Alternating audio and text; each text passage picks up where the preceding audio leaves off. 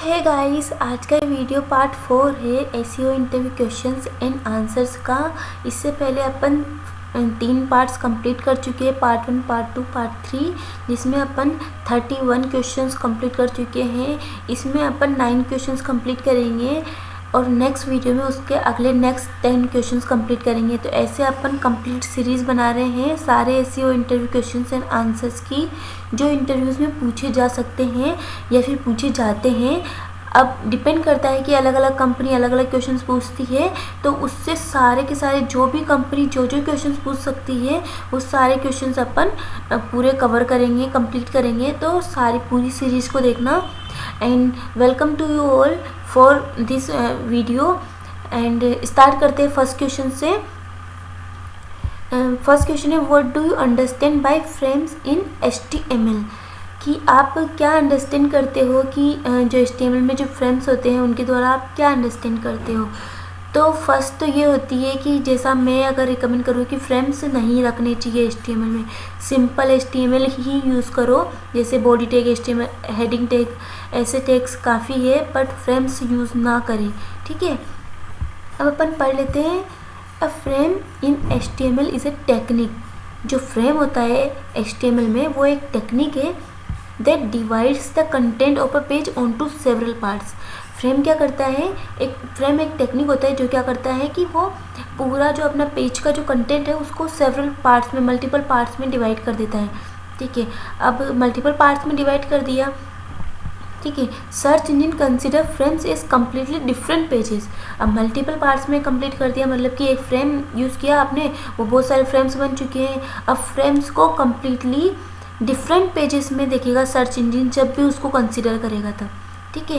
And may have a negative impact on SEO, जिसका SEO पर negative impact पड़ सकता है कि आपके एक वेब पेज के अंदर इतने सारे पेजेस कैसे हैं, ठीक है। तो ये थोड़ा ऐसे हो सकता है कि आप ऑफ पेज क्यों करना मतलब आप ब्लैक हेड SEO कर रहे हो, तो ऐसा कुछ, मतलब गूगल सर्च इंजन को समझ में आता है, लेकिन थोड़ा अगर उसके आउट ऑफ सिलेबस चला जाता है तो वो उसको ब्लैक हेड में लेने लग जाता है।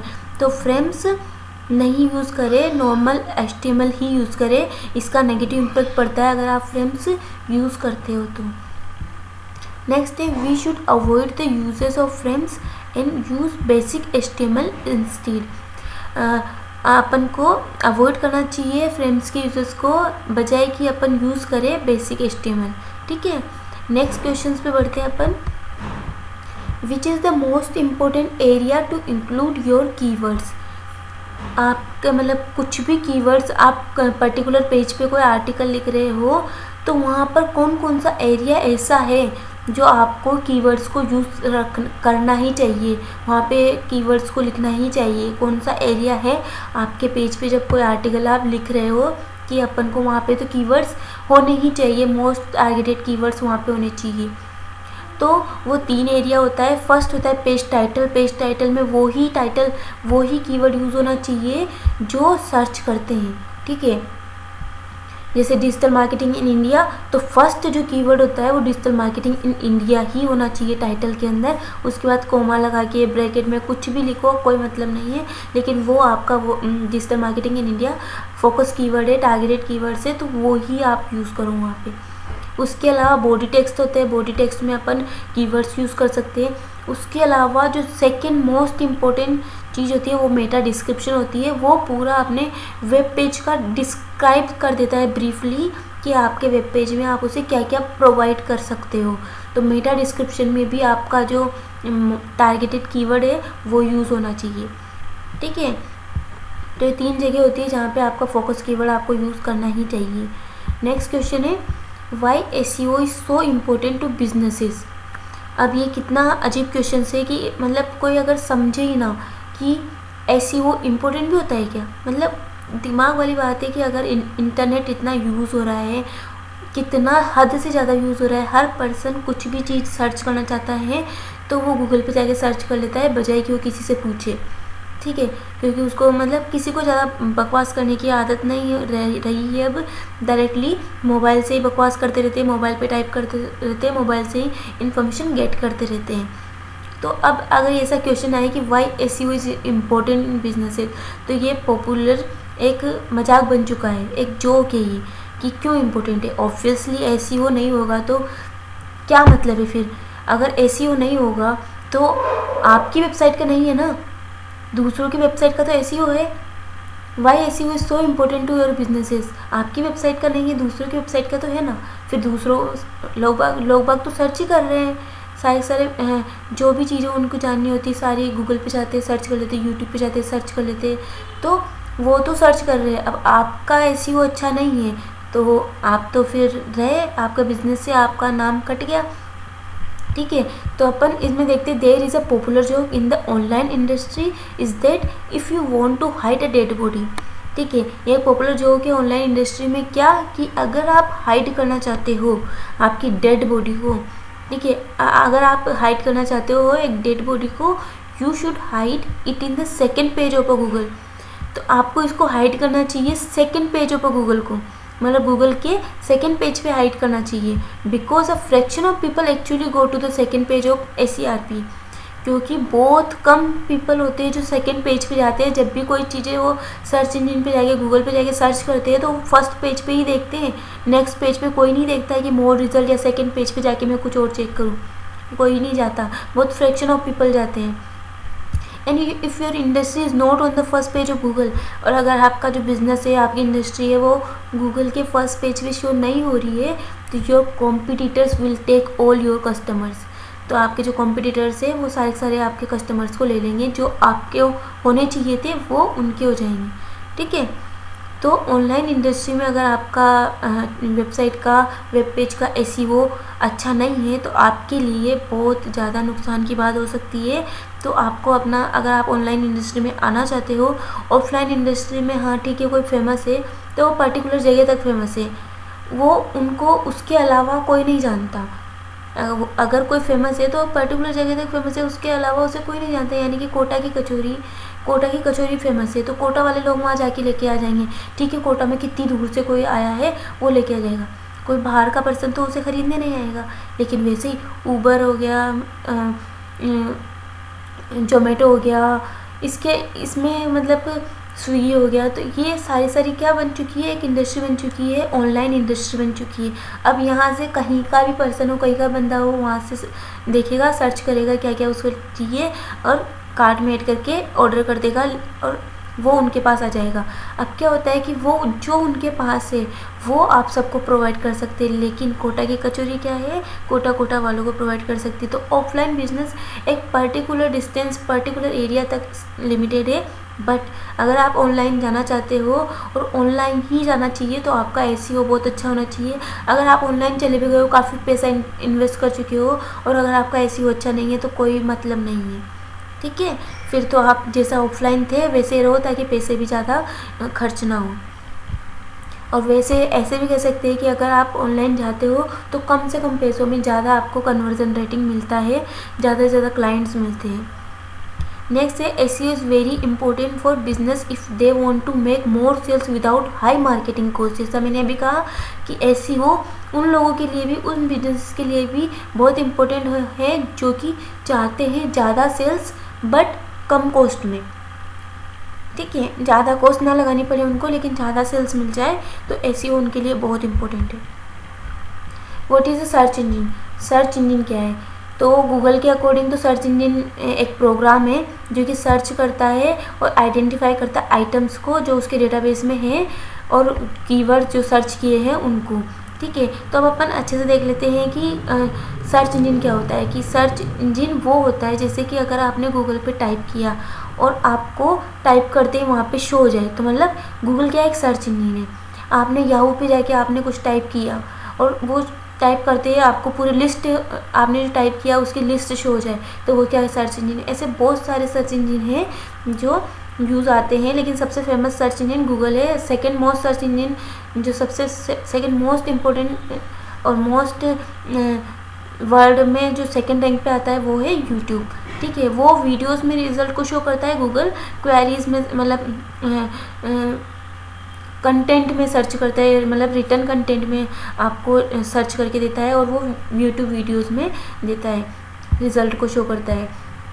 तो according to Google a search engine is a program, Google के अकॉर्डिंग सर्च इंजन एक प्रोग्राम है that searches for and identify items in a database, जो कि सर्च करता है और आइडेंटिफाई करता है आइटम्स को जो कि उसके डेटाबेस में है, दैट कोरेस्पॉन्ड टू कीवर्ड्स और characters specified by the user, जो कि कोरेस्पॉन्ड करे, जो कि रिलेट करे उन कीवर्ड से, उन कैरेक्टर से जो कि उस यूज़र ने वहाँ पे एंटर किया है। सर्च इंजन में जो सर्च इंजन बॉक्स होता है वहाँ पे जो यूज़र ने एंटर किया है उससे वो रिलेट करे, यूज़र ने जो भी कीवर्ड और कैरेक्टर वहाँ पे एंटर किए उससे वो रिलेट करे, उनको वो सर्च करके अपने डेटाबेस में से और अपन को वहाँ पे पेज पे शो कर देता है। और अपन देखते हैं कि लिस्ट ऑफ क्वेरीज वहाँ पे आ चुकी है और उनमें से अपन अपनी जो भी इंफॉर्मेशन अपन को चाहिए वो गेट कर सकते हैं। Use specially for finding particular sites on the world wide web. ठीक है, next search engine answers the queries entered by user, search engine answer करता है उन क्वेरीज का जो कि यूजर्स एंटर करते हैं, and give them the list of relevant result, और उसको देता है लिस्ट ऑफ रेलिवेंट रिजल्ट। अपन देखते हैं कि फर्स्ट पेज पे बहुत सारे रिजल्ट होते हैं, लेकिन अपन को जो अच्छा लगता है उस पर अपन क्लिक करते हैं और उससे अपन को जब जानकारी चाहिए होती है अपन ले लेते हैं। ठीक है, तो सर्च इंजन क्या होता है कि कोई भी यूज़र अगर वहाँ पे कुछ टाइप करे और उससे रिलेटेड जो भी इन्फॉर्मेशन उसके डेटाबेस में पड़ी हो वो वहाँ पे सारे जो रेलिवेंट रिजल्ट है वो वहाँ पे शो कर दे। ठीक है, अपन को लिस्ट ऑफ रेलिवेंट रिजल्ट वहाँ पे शो कर दे। अब उसके बाद अपन को जिस पे क्लिक करना है उस पर क्लिक कर देंगे। ठीक है, तो सर्च इंजन ये होता है कि कोई भी यूज़र वहाँ पे एंटर करे और उससे वो जो क्वेरी है उससे रिलेटेड वहाँ पे सारे रिजल्ट शो कर दे। नेक्स्ट क्वेश्चन है name a few search engines other than Google. Google का तो अपन को पता ही है, इसके अलावा भी कौन से सर्च इंजिन हैं जो मतलब यूज़ होते हैं, तो क्या कौन कौन से हैं। गूगल तो बहुत ज़्यादा पॉपुलर है, उसके अलावा Bing, Yahoo, DuckDuckGo and Yandex, ये 4 सर्च इंजिन हैं, ये भी मतलब यूज़ होते ही है लेकिन गूगल के जितना नहीं होते हैं। ठीक है, और इसके अलावा भी काफ़ी सारे सर्च इंजन हैं लेकिन इनको भी अपन एक तरह से मान ही सकते हैं, इसलिए अपन यूज़ करते हैं, इसलिए बोल रहे हैं। लेकिन इसके अलावा जो सर्च इंजन है उसको अपन कम यूज़ करते हैं। लेकिन सेकंड जो मोस्ट वर्ल्ड में जो सेकंड रैंक करता है वो सर्च इंजन है यूट्यूब। गूगल के बाद जो है वो YouTube. For example YouTube is search engine which only result in video result. YouTube क्या है, एक सर्च इंजन है जो कि ओनली शो करता है रिजल्ट को वीडियो रिजल्ट्स में। If you consider based on traffic, YouTube is the second popular search engine in the world. अगर आप ट्रैफिक की बात, ट्रैफिक के अकॉर्डिंग उसको जज कर रहे हो तो यूट्यूब क्या है, YouTube second popular search engine है वर्ल्ड में गूगल के बाद। ठीक है, तो अब नेक्स्ट क्वेश्चन पे, what are the most important Google ranking factors.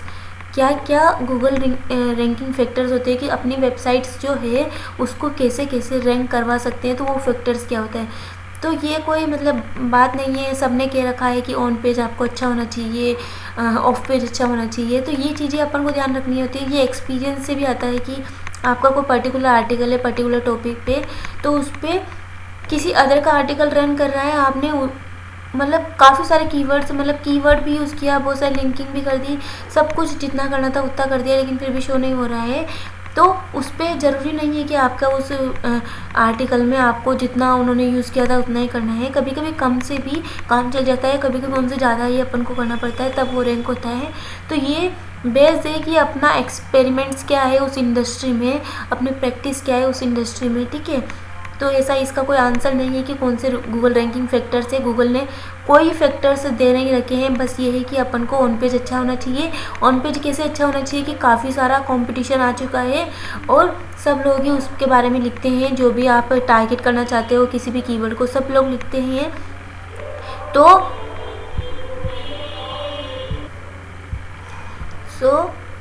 Google ranking factors ऐसा कुछ भी नहीं है, बस अगर बहुत सारे लोग उसी पर्टिकुलर कीवर्ड पे लिखते हैं, बहुत सारे आर्टिकल्स होते हैं, तो क्या हो चुका है कि अब ये गूगल भी उसी तरह से रैंक करने लग गया है कि अगर आपका आर्टिकल हाई क्वालिटी कंटेंट हो, आप में बहुत अच्छे कीवर्ड यूज़ किए हो, टाइटल अच्छा हो, मेटा डिस्क्रिप्शन अच्छा हो, तो उस अकॉर्डिंग रैंक करने लग गया। लेकिन ऐसा कोई फैक्टर्स नहीं है, इसके अलावा बहुत सारी चीज़ें आ सकती हैं, अगर आप उनको यूज़ करो और वो किसी ने यूज़ नहीं की है वैसी कुछ टाइप की, तो वो सबसे ज़्यादा अच्छी उसका रैंक रहेगा और वो सबसे ऊपर शो होएगी। ठीक है, तो हमेशा यूनिक चीज़ जो होती है, आपका यूनिक कंटेंट है, वो हाई क्वालिटी कंटेंट है, तो वो सबसे ऊपर शो होएगा ही सही।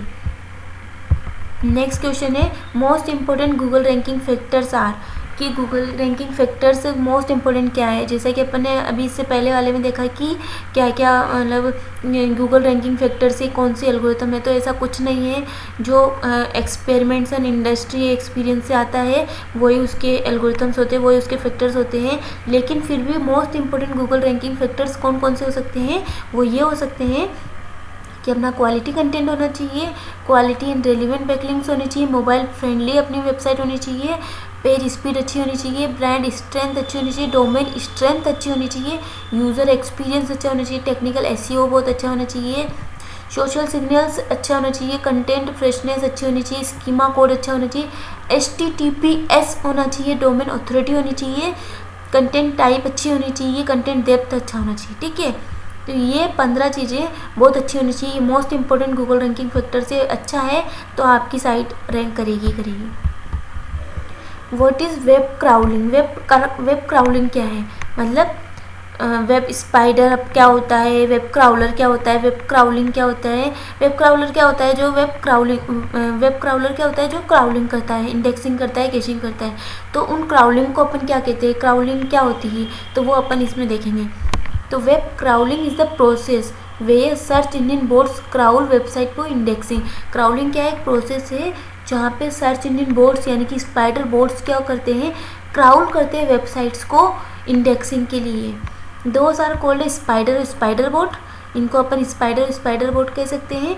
Crawler use hyperlinks, crawler क्या करता है, हाइपर लिंक्स यूज करता है टू विजिट अदर पेजेस।